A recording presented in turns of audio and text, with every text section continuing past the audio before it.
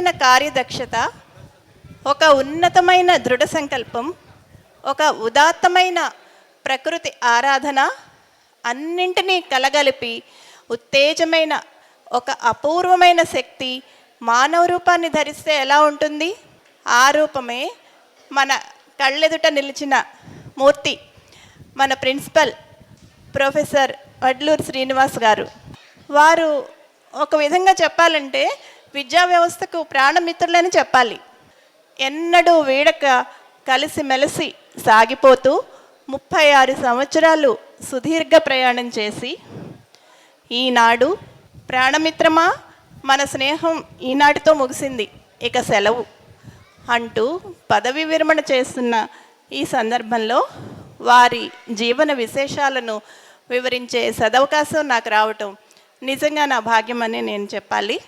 వారి విద్యా విషయానికి వస్తే ఒకరు కాదు, ఇద్దరు కాదు, ఏకంగా 4 విద్యావనితలు వారిని వరించారు. M A, M Ed, M Phil, PhD. ఇంకా నాకు ఎదురేముంది అంటూ వారు 1990 సంవత్సరంలో స్కూల్ అసిస్టెంట్గా కరీంనగర్ జిల్లాలో తన విజయ పర్వత శిఖరారోహణ పర్వాన్ని, ఆ ప్రయాణాన్ని అక్కడ నుంచి ప్రారంభం చేశారు. ఆ ప్రయాణం 10 సంవత్సరాల పాటు కొనసాగింది. ఆ తరువాత 2001 సంవత్సరంలో ఈ పర్వతారోహణలో మరొక మెట్టును వారు అధిరోహించారు. ఆ సంవత్సరం వారికి ప్రభుత్వ జూనియర్ కళాశాలలో కామర్స్ అధ్యాపకులుగా పదోన్నతి లభించింది. అయినా కానీ వారి విద్యా తృష్ణ చల్లారలేదు.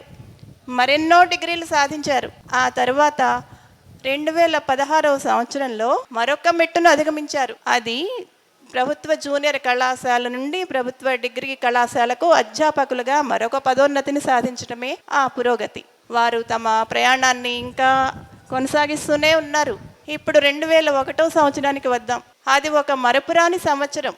ఆ సంవత్సరమే వారు తన విజయ పర్వత శిఖరారోహణ కార్యక్రమాన్ని విజయవంతంగా ముగించి ఆ పర్వత శిఖరం మీద సగర్వంగా నిలబడి విజయకేతనాన్ని ఎగురవేసిన సంవత్సరం అది. ఆ సంవత్సరమే వారికి ప్రభుత్వ డిగ్రీ కళాశాల సిరిసిల్లలో ప్రిన్సిపల్గా పదోన్నతి లభించింది. ఆ సంవత్సరమే నిరాడంబరంగా దైన్య స్థితిలో ఉన్న ఆ సిరిసిల్ల ప్రభుత్వ డిగ్రీ కళాశాలని వారు సర్వాభరణ భూషితంగా తీర్చిదిద్దారు.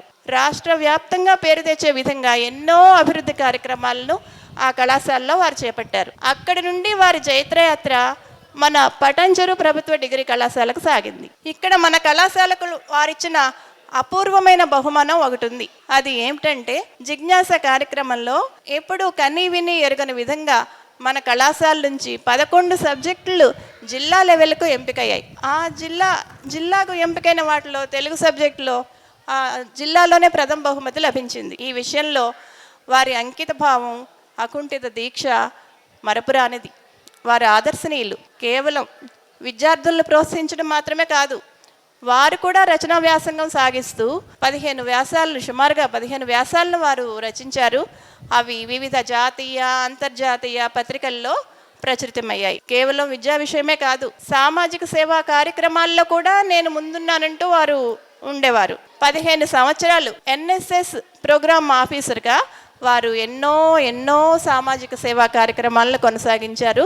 ఆ క్రమంలో వారు 20 బ్లడ్ క్యాంపులు నిర్వహించారంటే వారి సేవ ఏ స్థాయిలో ఉంది అనేది మనం ఊహించుకోవచ్చు. ఇంకా మెడికల్ క్యాంపులు, గ్రామీణ ప్రాంతాల్లో అవగాహన కార్యక్రమాలు, ఇంకా వారు చేసిన సేవలు ఎన్నో ఉన్నాయి. కస్తూరి కట్టిన గుడ్డకు కూడా పరిమళం అంటుతున్నట్టు వారి వద్ద పనిచేసిన విద్యార్థులకు కూడా జాతీయ స్థాయిలో అవార్డులు ఎన్నో వచ్చాయి. ఈ విధంగా వారు తన సేవా కార్యక్రమాలని కొనసాగిస్తూ ఉన్న సమయంలో అది వారికి ఒక కీర్తి కిరీటం అని మనం చెప్పవచ్చు. ఆ కీర్తి కిరీటంలో చివరిగా చెప్పాలంటే ధగాయమానంగా మెరిసే రత్నాలు కొన్ని ఉన్నాయి. అవి ఏమిటంటే జిల్లా స్థాయిలో, రాష్ట్ర స్థాయిలో వారికి ఉత్తమ అధ్యాపక అవార్డులు లభించాయి. ఇది వారి అత్యున్నత విజయం అని మనం చెప్పుకోవచ్చు. ఈ విధంగా సాగిన వారి ఘన చరిత్ర కలిగిన వారి జీవనం అనన్యం, అసామాన్యం, అద్వితీయం, ఆరాధ్యనీయం.